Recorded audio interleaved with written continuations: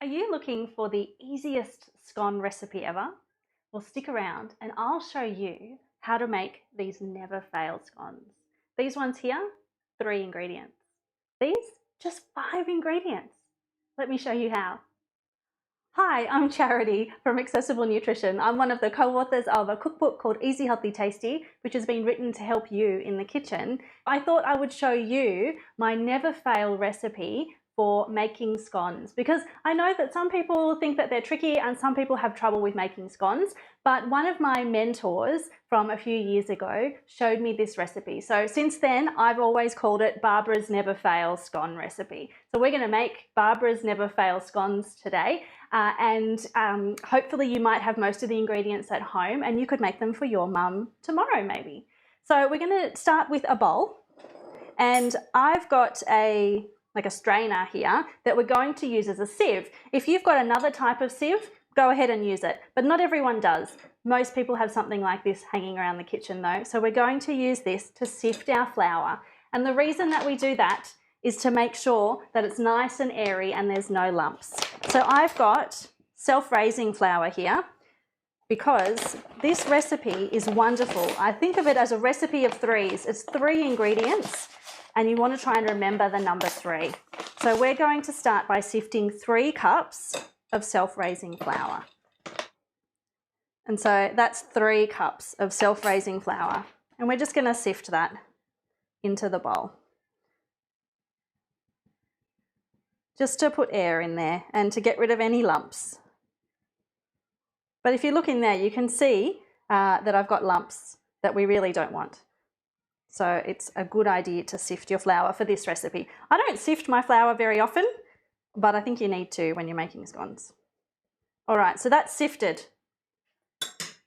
To that, what we're going to add is cream and soda water. Now, a lot of people have heard of the lemonade recipe. Well, this is similar, but from a dietitian's perspective, it's probably just a little bit healthier because we're getting rid of the sugar from the lemonade. But don't worry, because think about what you add on top of a scone. Normally you'd put a whole lot of jam anyway. There's plenty of sweetness in there, and maybe some cream or sweetened cream.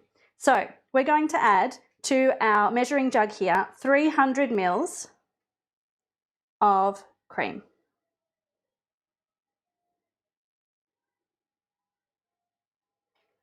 Now I'm going to turn this around so I can check to make sure that says about, oh, that's a bit more than 300 there. That's what happens when you pour it around, turn it around the other way.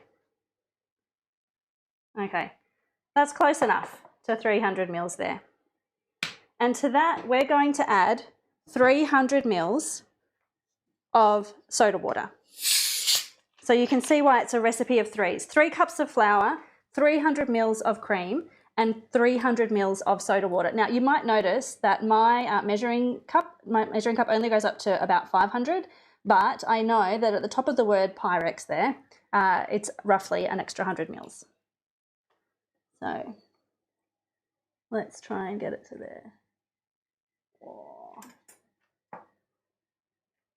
Okay, there's a few little bubbles in the way, so I'll just put in a tiny bit extra. There we go. So we've got 3 cups of self-raising flour, 300 mils of cream, and 300 mils of soda water. And I'm just going to very gently mix that together quickly, very gently, because we don't want to knock out all the bubbles, but we just want to combine it a little bit. Now, back to our flour, and we're going to make a well in the center using a butter knife.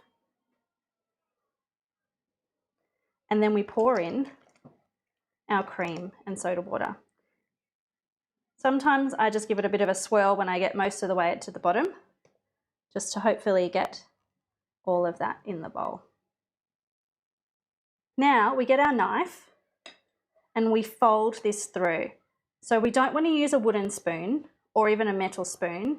We want to use a knife to do this, because what we're doing is we're trying not to knock out the air that we added in while we were sifting the flour, and we're trying not to knock out the bubbles.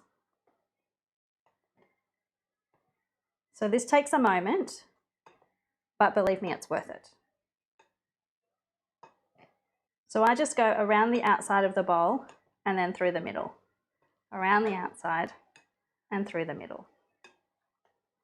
And what you can see is we've ended up with this sloppy looking mess, which doesn't sound at all pleasant, but I think this is the secret to this recipe.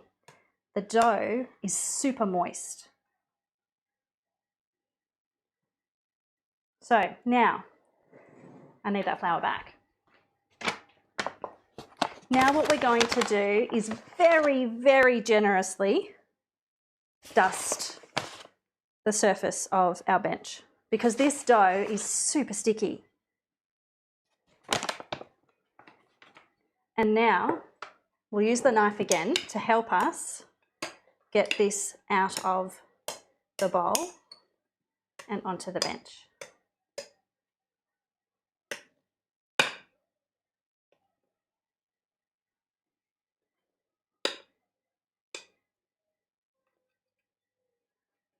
Super sticky. All right, I'm going to put this over here. So we put plenty of flour on the bench, and now we're going to put plenty of flour over the top too, and on our hands. And now all we really need to do is help this come together a bit more. So we take our hands to the side and we kind of spread it in a little bit, pick it up and kind of put it down. That's one. Again, two, maybe one more, three. And what you get is this, oh, maybe one more actually, is this pillow feeling dough. So now we can just use our hands to spread it out a little bit. And you can see, except for the stuff that was already on my hands, it's not adding any more to my hands right now.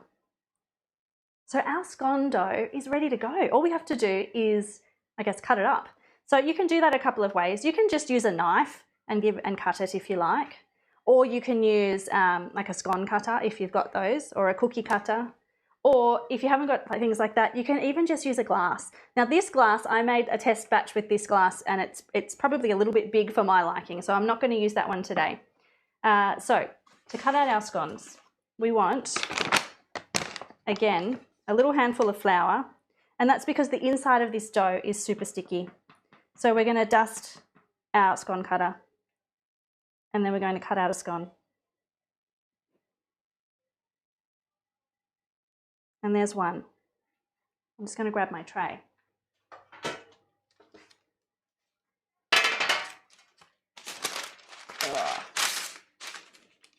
One scone. Dust, cut, two scones. When you're cooking scones, you want to cook them really close together. I think it helps them rise, gives them a bit more support.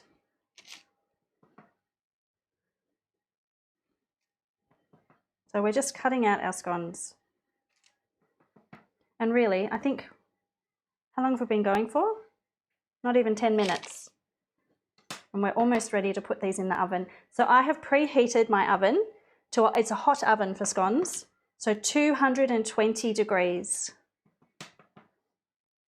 You want to cook them hard and fast.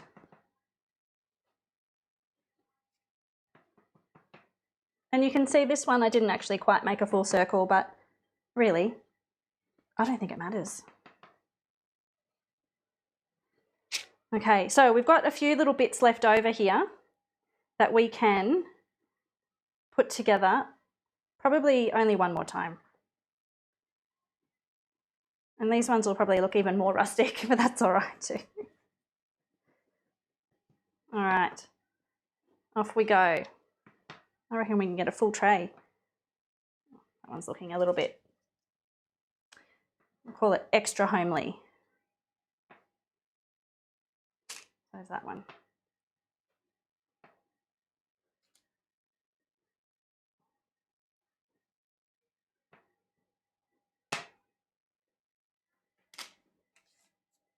There we go. So these are pretty much ready to go in the oven. The last thing that you can do is you can get some milk, and if you've got a pastry brush or something like that, you could brush it over the top.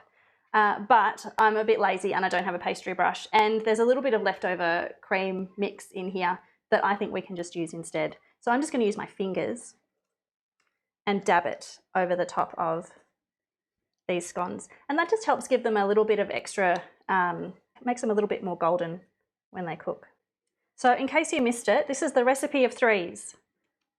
3 cups of self-raising flour, 300 mils of cream, 300 mils of soda water,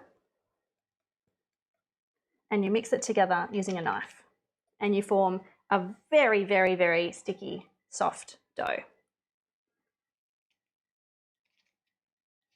Okay, so these are ready to pop in the oven, and then I want to show you something that I made just a little bit earlier. So I'll just put these in the oven and I'll be back. So earlier today, not that long ago really, I made a batch of scones, but these don't look exactly like the ones that we put in the oven, but they started out exactly the same as that recipe. So 3 cups of self-raising flour, 300 mils of cream, 300 mils of soda water, and to that I decided that I would see what happens if I add 1.5 cups of frozen blueberries and about 1 cup of white chocolate chips, because that was what was left in the packet that was in the cupboard anyway. And this is what came out of the oven. So that's another idea that you can do. And you can see, now I haven't even cut these open, but we ended up, oh gee, I think they look really good. I hope you do too. Yum. I'm gonna have to eat that one. But what you can do things like that. You could add some dates if you wanted to make some date scones. You could add some sultanas if you wanted to make sultana scones. Now I know Jen has a recipe for, I think it was pumpkin and feta scones.